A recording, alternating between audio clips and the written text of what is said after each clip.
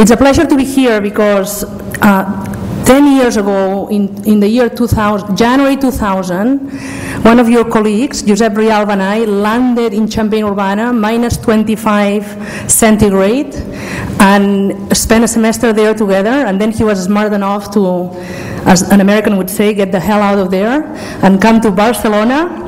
And then since that year, I have met and I have worked with some of your PhDs, with Kurt, who I think is here as well, Kurt Dessner and Luis Ricardo Castro Cabac, as well as Professor Garcia Cestona and Rafael. So I feel kind of part of the family, and I'm very honored to be invited here. So today what I'm going to be talking about is something that it's kind of the crossword between economics and business administration, and it's the topic of corporate governance, and I'm going to see if this works. So corporate governance is really about what this Roman poet said, Juvenal. He said, quis custodiet ipsos custodes, so which means who guards the guardians. And this was also raised again by Plato in La Repubblica when they set up this great perfect society where you had the slaves, traders, merchants, and guardians kind of regulating all this. And the question that the merchants and the slaves and the traders were raising was, who guards the guardians?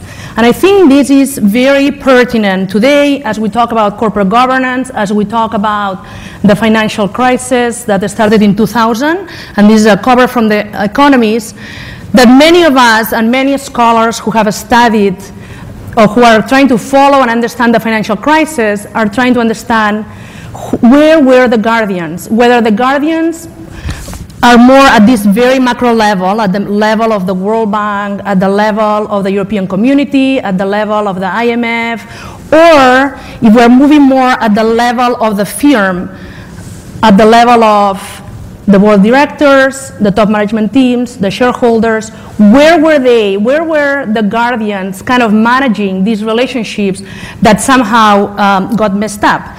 And there, you can read this, I mean, it's kind of like more at the firm level. And there are many dimensions of the crisis, and depending which kind of a scholar we are, we might blame one or the other, and if you might say it was the weather, it was greed, it was emerging markets, but at least definitely we can point towards the sovereign governments and regulation across the world, as well as the degrees of debt, national debt, and how the debt was handled. And I will not talk about these two last points today. I'm going to talk about the failures of corporate governance. I'm going to talk about some of the things that happen in corporate governance and what corporate governance is and how it might have affected this financial crisis. And why do we care about this? We care about this because corporate governance entails how managers have certain incentives, very different incentives, how boards are monitoring the managers, whether shareholders have some kind of voice to complain or to guard these guardians, what is the role of auditors, internal auditing of the firms, what is the role of the rating agencies that has turned out to be so important, what is the role of investment banks, etc. These have been very important in shaping things such as, in the early 2000s, the accounting scandals of Enron, Parmalat, etc., the financial crisis, as well as now possibly a rise in shareholder activism that I will talk about it a little bit. So I want to, before we kind of talk about the different specific topics, I want to raise this issue that it's a comparative issue regarding comparative corporate governance. And the bottom line is that there's a big financial crisis, but every country is facing this financial crisis in different ways. And here we have two, what we would call Weberian ideal types, these are kind of theoretical ideal types. On the one hand, we have countries such as Anglo-American countries and continental countries. Because the question that I want to raise here is that there are countries that have been able to weather the financial crisis a lot better than others. For instance, Sweden, Canada, and even Poland, which in 2009 had a GDP growth of 1.9, really I think the only one in the European Union. Vis-a-vis, relative to countries such as, I mean, we don't have to be as extreme as Greece, but Greece, Spain, Italy, etc. So how comes that these countries, these very different countries, have faced the crisis so differently? And I think many of us, and this is what I would argue as well together with Coffee maybe at Columbia and people, political economists, would kind of go back to the origins of the varieties of capitalisms, or the way these economies are organized in terms of their capitalism. And these are two examples here, two extreme or two ideal type examples. One is the Anglo-American example, which is the classic case of the UK and the US, where we have a certain kind of, we have a strong, this idea of strong managers and weak owners is the idea of Roe. So we have a very dispersed owners, therefore the managers are stronger, and we have a certain kind of incentives, very much shareholder-oriented incentives, and therefore the kind of crisis or the kind of risk that managers are taking tends to be more extreme risk at the stake of the shareholders, and it tends to be, and when they engage in fraud or in excessive risk, tends to be earnings management kind of risk. As well as, obviously, this is all tied with short-termism. On the other hand, and again, I'm saying these are very ideal types, on the other hand, we have countries, non-Anglo-American countries, also called continental countries, where we have more strong owners because there is a concentration of ownership and more long-term view of the firm, and therefore, when there is abuse or the risk that these firms take, tend to have to do more with the transfer of private benefits of control. So within transfer, what some people would call the agency type 2 problem, transferring from cheating the minority shareholder. So there are different kinds of sources of the financial crisis. And we would argue, or I would argue, that these different kinds of sources of financial crisis need to be dealt with different kind of responses to this financial crisis. And this is just kind of a touch of what I'm going to be talking today, but what I want to illustrate here is that there are different relationships among the actors and among the different parties and participants within the firm that lead to different kinds of conflict. These relationships within the firm, between the different parties, whether we say employees, CEO, shareholders, etc., is what I call corporate governance. Okay, and this is what I'll talk about. I'll talk a little bit about the corporate, this is what we'll do today. I'm going to talk about what I think, what is corporate governance and where corporate governance research is today. I'm going to briefly outline some highlights about comparative corporate governance. Then we'll talk about corporate ownership, because I really believe that corporate ownership is the backbone of corporate governance. It's like the value chain. To understand corporate governance, you need to understand the ownership. And then I will talk about 4 what I call hot issues, very briefly, things that they are now in the policy agenda and things that they are happening. I will not talk about CASHAs, so I will not talk about CASHAs, and so this is what, all right, what is corporate governance? Again, this is kind of 101. So corporate governance is the system by which companies are directed and controlled. For what reason? In order to perform well, so we would like companies to do well as to create value for society. Okay, we have to have this. If you are studying your master's, you maybe don't know, but by the time you finish your master, you will know about the agency theory. So for 20 years, the entire corporate governance research was very much focused on this gentleman here, who is now retired from Harvard, who is Professor Jensen. And basically, the entire corporate governance was understood from this relationship between the owners and the managers, and how the managers were getting short shrift to the owners. They were cheating on the owners. It was centered on this relationship. And then to mitigate this agency problem between the owners and the managers, there were different practices, different mechanisms to mitigate these agency costs, agency problems, and these are some of them. Some of them are not applicable at all, like in Spain or in Europe, and such as takeovers, and whereas others or incentive pay have not been used, and some others will, they're slowly getting introduced. These practices are not equally used all over the world. It depends on the kind of corporate governance system that we have. There is, moving away from the agency theory and the mechanisms that the agency theory points, there is a broader view of corporate governance that I think is becoming more accepted, which is the stakeholder view of corporate governance. This view, let's see if I have a pointer here, whereas the agency is really focused the agency is focused on the relationship between the owners, the board, and the managers. The stakeholder view of corporate governance takes a broader view and takes into account mainly the employees, but also the government, the suppliers, the auditors, the competitors, takes into account the different stakeholders in the firm. And this brings, I believe, a richer view of what corporate governance is. And this broader view is defines corporate governance as the structure of rights and responsibilities among the different parties. The parties are the CEO, the board, the employees, the suppliers, the different parties with a stake in the firm. This view is also very useful because it's more interdisciplinary.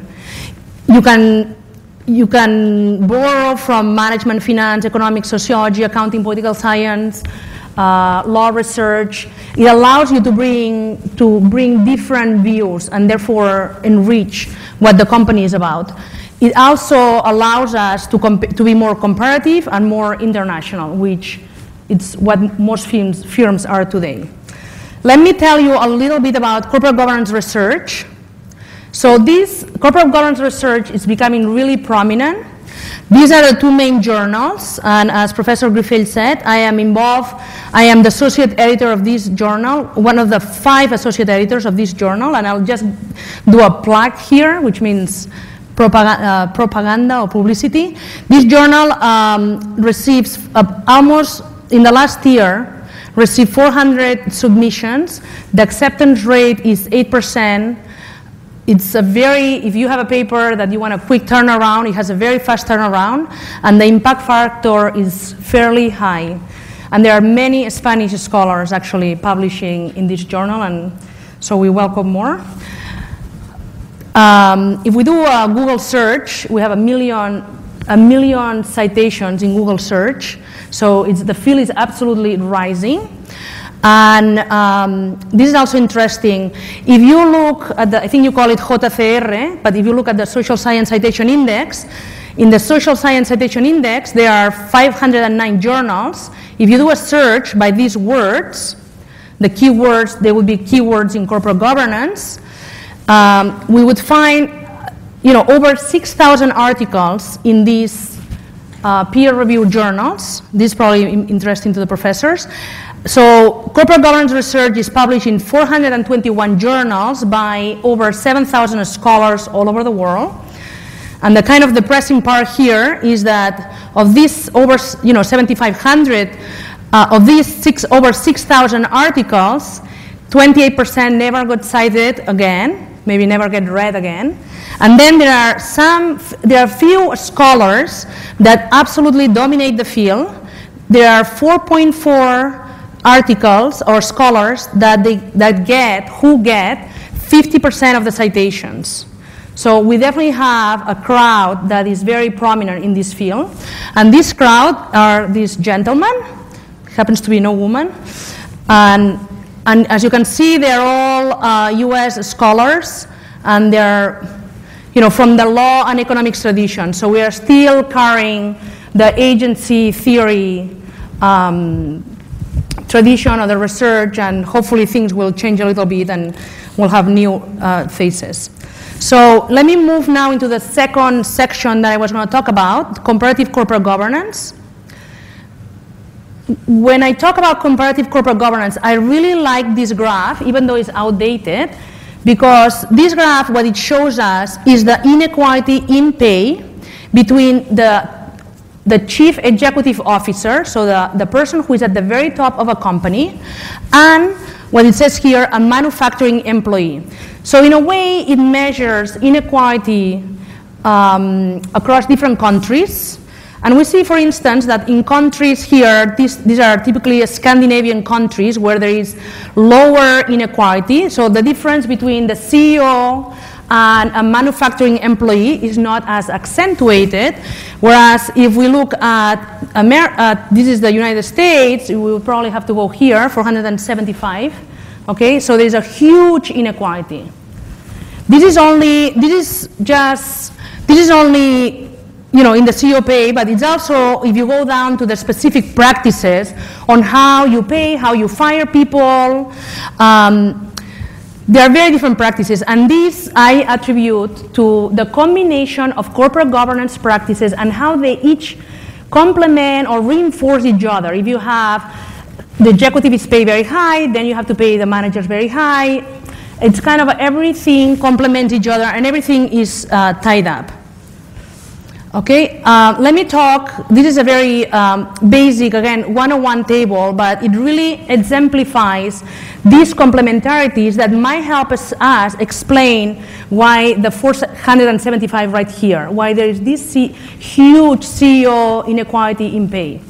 Okay, and this is kind of, again, is ideal types. Not all US companies are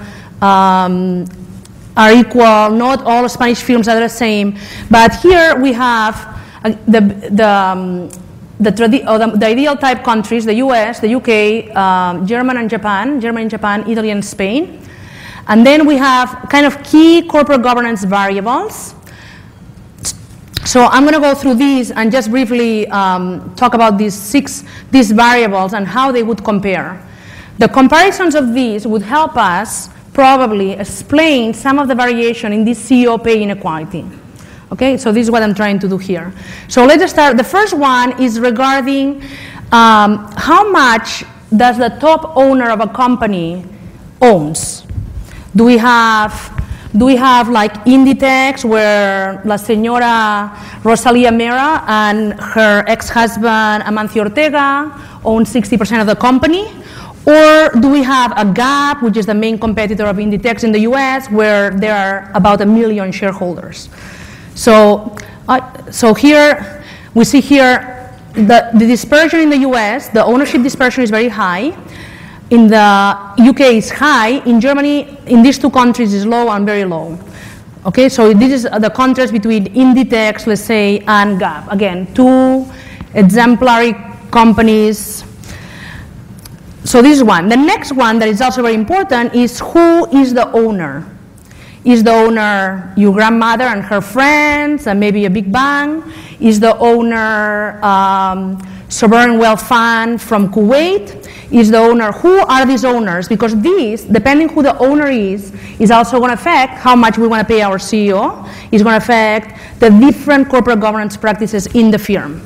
So again, here ideal types, but in the US, we mostly have pension funds and mutual funds, less so individuals, because these individuals are more now wrapped into the pension and mutual funds. In the UK, very similar. In Germany, we have banks and other corporations, now less banks, but still banks and other corporations. And in Spain, it's mostly family-owned, other corporations, and a lot less banks, okay? So if you would do a comparative corporate governance exercise, you would go down these variables and other variables. So we could look at the boards. So here in the boards we have, which kind of boards do we have in the US? Well, we have very dispersed ownership, so we need very strong boards who monitor the managers on behalf of the shareholders. So we have boards that they are quite professionalized with lots of independent directors, whereas in Italy and Spain we will have boards where we have dominicales, these are individuals representing the owners. That's a very unusual figure in the rest of the world. And in Germany, we have the workers, companies with more than 2,000 employees, must have in the board, because of the co-determination laws, must have the employees not just represented as a flower pot there, but with voting rights. Okay, so this, as you can imagine, determines the different practices. And then the next one I want to talk is about the shareholder power. The more power the shareholders, so the shareholder power is kind of, these are the reverse if you look at it. How much voice do the shareholder have? In a company which is majority owned, in a company where there's one shareholder who has 60%, that shareholder has a lot of power. And it's very unlikely that that shareholder is going to be taken over. So here we have the likelihood of takeover is very low, but the shareholders have a lot of voice. This is also related to how you're going to pay your managers. And all this is kind of engulfed or encompassed by the kind of laws that you have to protect the shareholders. So you have a common law or civil law, as well as how the shareholders are protected by the law. This row here is related to the studies by Laporta et al., all these many studies that have been cited a lot. And these characteristics here, this is going to be the most boring slide in the entire presentation, so don't panic. All these slides, all these variables determine which kind of a stakeholder orientation we have. Are we more oriented towards the broader stakeholders, or are we more shareholder oriented? Are we more focused on our shareholders? So this is also another way to think about corporate governance, and you can relate this to how we would think about managing risk, fraud, and different conflicts that happen within the firm. Let me put an example of why we should care about this table or about different corporate governance systems. And this is an example. This is the example of the marriage made in heaven. I don't know if you heard of it. The marriage made in heaven, this was the marriage in 1998 with Daimler-Chrysler, Daimler from Germany and Chrysler from the US, Detroit. And this company became the third largest auto company in the world. And everybody was very excited about this marriage. And very shortly after, what happened? Two things happened. Basically this, as you know, it didn't work. It didn't work. There are some operational reasons why it didn't work, like Chrysler really damaged the brand of Daimler, but there are other things that have to do with corporate governance. The first one is pointed here, is there was a delusion of the ownership. The German banks, the Deutsche Bank, had owned Daimler for many years, and when they merged, they lost control. And shortly after, they kind of stepped out of Daimler. And then there was one main owner which was a hedge fund owner of Chrysler, which was this guy, Kekorian, that he didn't like the merger either and sold his shares very quickly to another hedge fund. So in addition to this, the delusion of shareholder, this is the first variable that I was talking about, who are the owners, so it got diluted and they didn't have the power to have a control about the strategy of the firm. In addition to that, there are many airport books and some research telling us about the conflicts, the huge corporate governance conflicts that they had.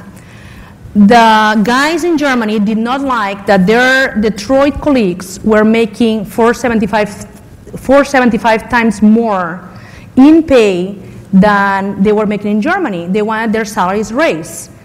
The Detroit guys did not like that the employees, the unions, were invited into the boards. They had a big problem with it. And we can just think about every single practice in corporate governance. It was a major adjustment that they were not able to integrate. Therefore, in 2007, Chrysler was sold to a private equity fund. Then in 2008, the US government basically bought Chrysler. And in 2010, the US government begged Fiat to buy Chrysler. And in America, Fiat has a very bad reputation, and basically people call Fiat, fix it again, Tony. And my mother was telling me this is very similar to what we thought about Seat, which she said, siempre estamos arreglando tonterías. So this is kind of the view that, you know, like the Detroit company sold to fix it again, Tony. So this is an example of how corporate governance and comparative corporate governance and how we integrate these practices matters, and how do we integrate from the CEO pay, which is something that we might be very remote to how you integrate your employees in how they get paid, which kind of pensions they get, etc.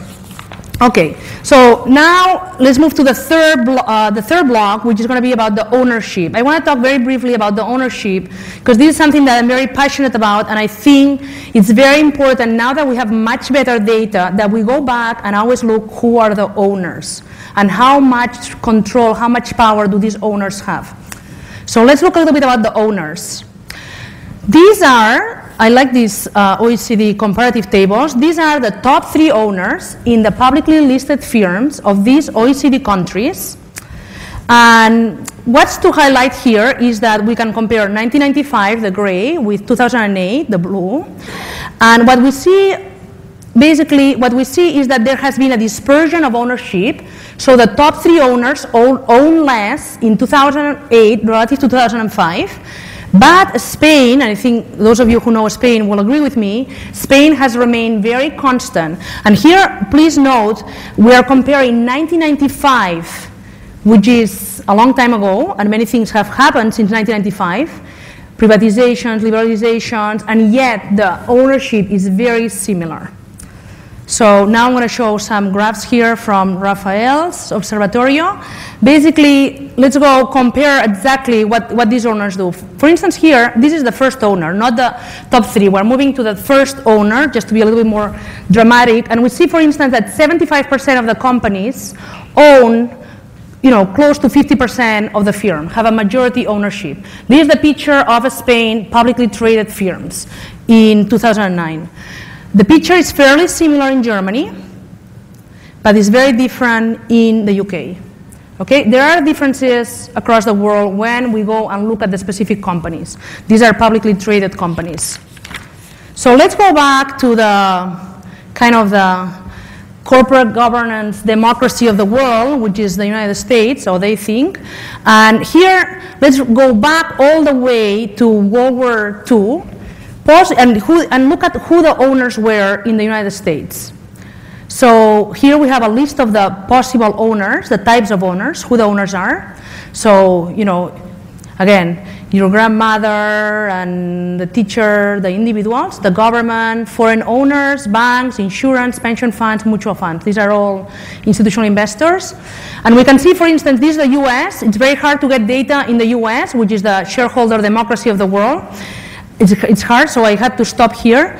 But we see that from 1945 to today, there is a huge decrease in individuals investing in companies, and everything has moved to pension funds, to institutional investors. So we have a huge move in the US from investors, people owning shares in companies, to individuals putting their shares in these institutional investors, aggregated. So this is the US picture. This is the European picture. So we have Spain, France, Germany, Italy, and United Kingdom. What we see that it's, I think, striking is that there's a huge investment of foreign capital in Spain. Domestic firms, these are family-owned mostly, these two. Domestic firms, these are other firms, and these are family-owned firms, are also important. And the public sector has very few. I think it's remarkable, and we'll talk a little bit more about this later, that institutional investors in Spain and in France, but in Spain, have very low presence. And I think this is probably attributable to the fact that we don't have private pensions. But it's kind of striking. So here, I think that the takeaway from this slide is huge foreign investors in Spain. And this is basically what it shows here in this orange part here. These are publicly listed firms of Europe. If we aggregate, also lots of, although the state, not in Spain, but in many of the multinationals of Europe, these are the percentage of shares of large multinational companies in Europe. The state is still much more present than one would expect. Maybe not so much in Spain, but we see Italy here, France, and I think this is quite striking that the state has still such a strong presence. So we could keep talking about ownership and the different structures. With Luis Ricardo and Rafael, we have looked at 7 countries in Latin America, and basically what we see is high ownership concentration, pretty stable over time, like in Spain, yet lots of differences across countries in this. And then this is Latin America, but we could also move to Asia and talk about, this is a chaebol, we could talk about the keiretsus and the different ownership structures. But I think the bottom line here, when we look at ownership, is that ownership, you can imagine that this will shape the way that companies face their crisis and how they can help each other, which ammunition they have to deal with risk or to deal with negligence. All right, so now let me just kind of conclude. I have 4 topics I want to discuss quickly. These are what I call the hot topics. These I use for my MBAs, this slide.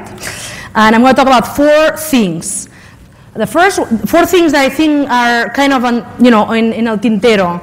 And these 4 things are, the first one is the rise of shareholder activism. So basically is the idea, 10 minutes? Is the idea, so the shareholder activism is the idea, how can shareholders express their voice within companies? The number one way in which shareholders have expressed their voice within companies is doing, showing up and doing takeovers. In Spain, the takeover market, this comes from the Comisión Nacional del Mercado de Valores, is completely sleepy and dormant. It's like there is basically, we see here, even though 2010 was the lowest in the last 10 years, but in 2009, this was Gas Natural taking over Unión Fenosa, and that was 5.7 million out of these 7.2. Okay, so in Spain, we have a very sleepy kind of market for corporate control, and then we have to go to kind of other ways. There are other ways in which shareholders can express their voice, and that's what we call, or I would call, shareholder activism, how they can say something. Number one is showing up in the shareholder annual meetings, and here there are some statistics from Europe, and we see Spain here has done very well, but obviously this is not too surprising because we have again the Mr. and Mrs. Amancio Ortega showing up. They own 60%, so this is how much of the capital is represented in the annual meeting. The only reason why now we have this information is because there is a directive from the European Union that you have to report how many people showed up. This has also helped a lot because in the UK there is a new code that really tries to engage these institutional investors that own so much with the company. They try to facilitate a richer relationship. Okay, so the important thing here is not only who shows up, but what do they do when they show up? Do they complain, or are they there just to have the cocktail afterwards?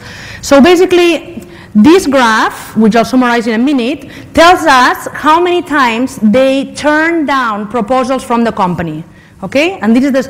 So we see from this graph, we see that, my apologies to the French people, but the French are the ones that tend to disagree the most. They are the eternal complainers.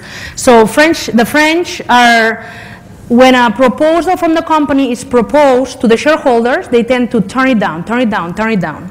Okay, so we see France has been quite active.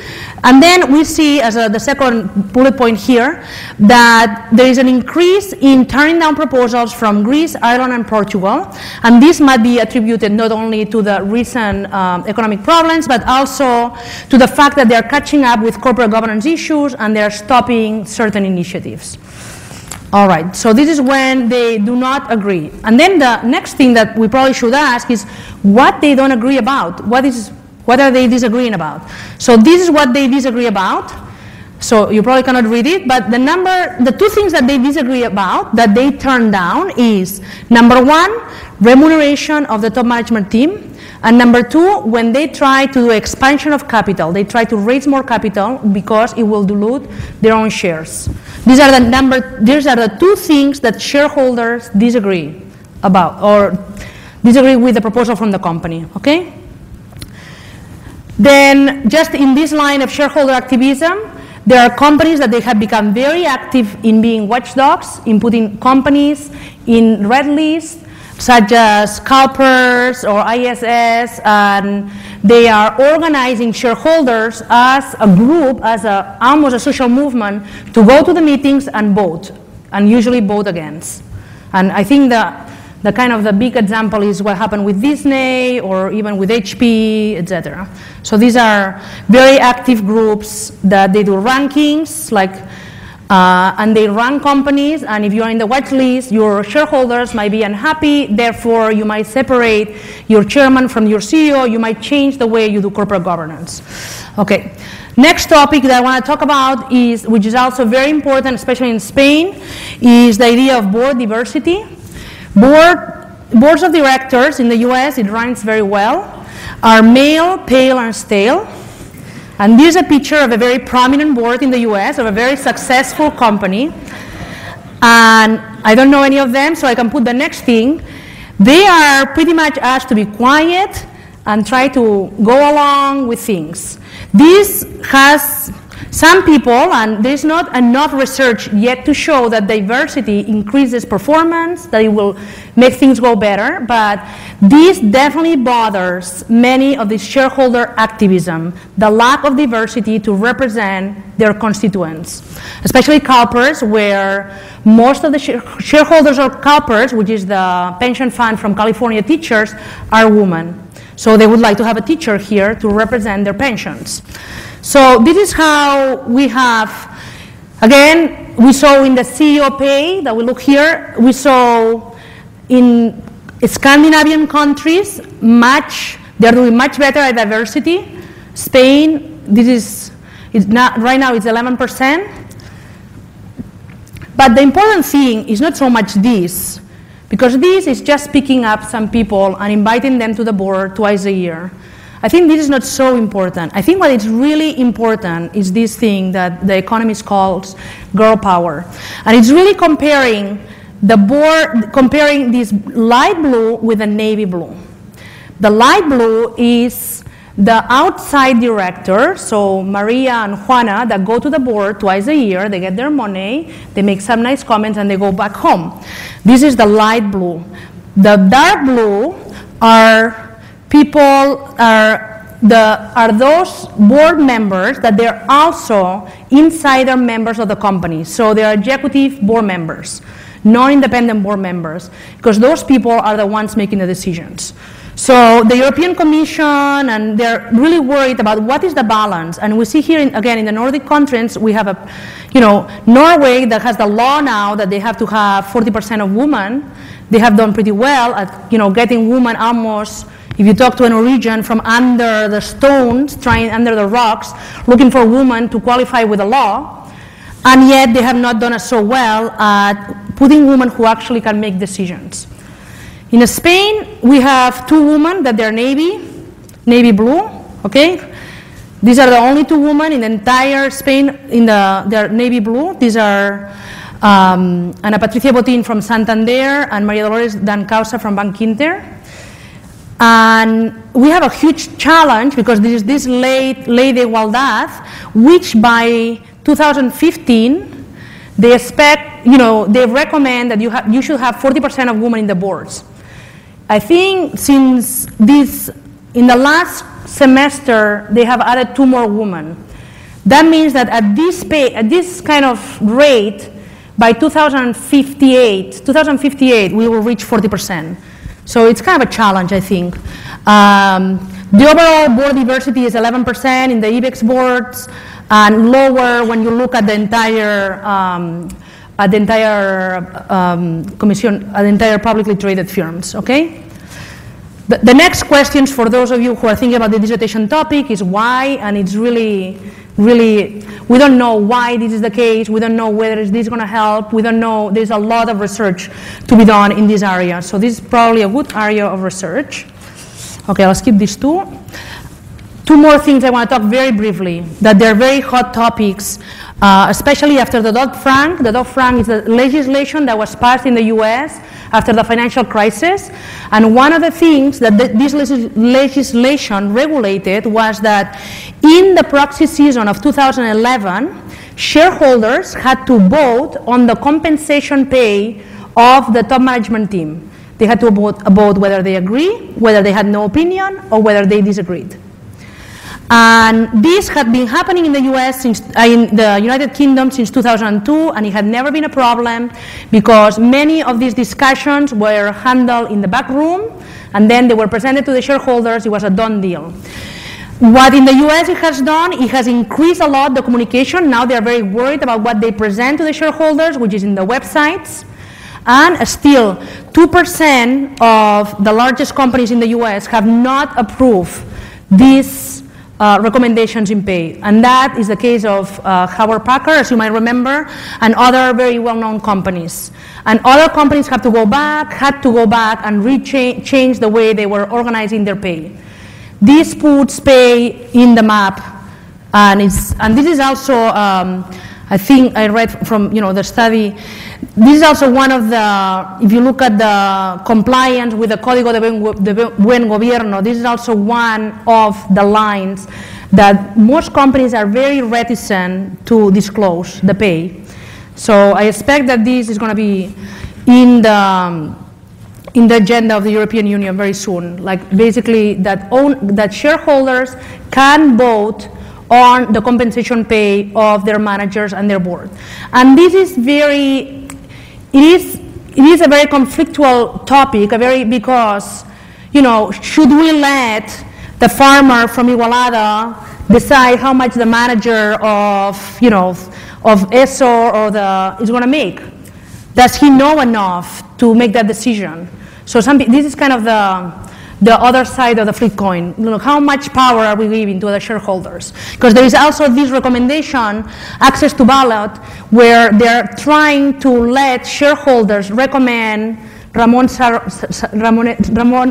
recommend Rafael or somebody as our director, and that's obviously opening like a new can of worms. So the last point here that I think that you are all very familiar with, and that's is changing the scenario, is the point of what happened in Spain a year ago in June 2010, and when effective June 2011, which is this lifting of the 10% of voting caps.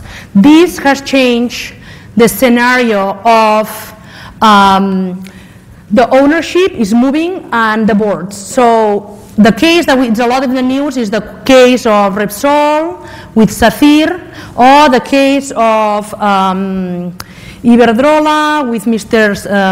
Florentino Pérez from ACS fighting with Ignacio Sánchez Galón from Iberdrola, and who's going to take the control.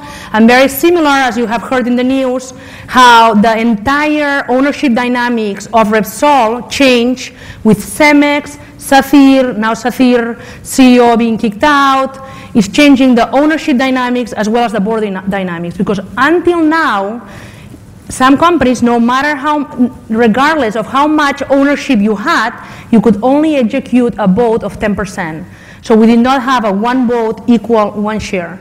Now this has been lifted, and the players are moving around. And I think it will also change the scenario. So just the last slide.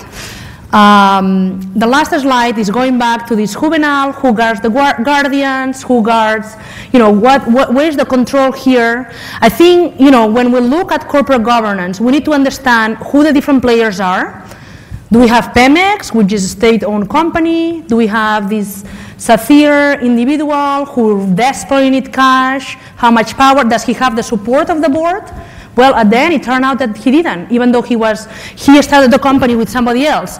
So who are the players? But not only who are the players, but also how much power do these players have, and how the power can change over time, and how then these companies can be effectively governed. Because I think these might explain a little bit how we handle risk, how we handle crisis, and how companies operate. And here I'm concluding. Thank you.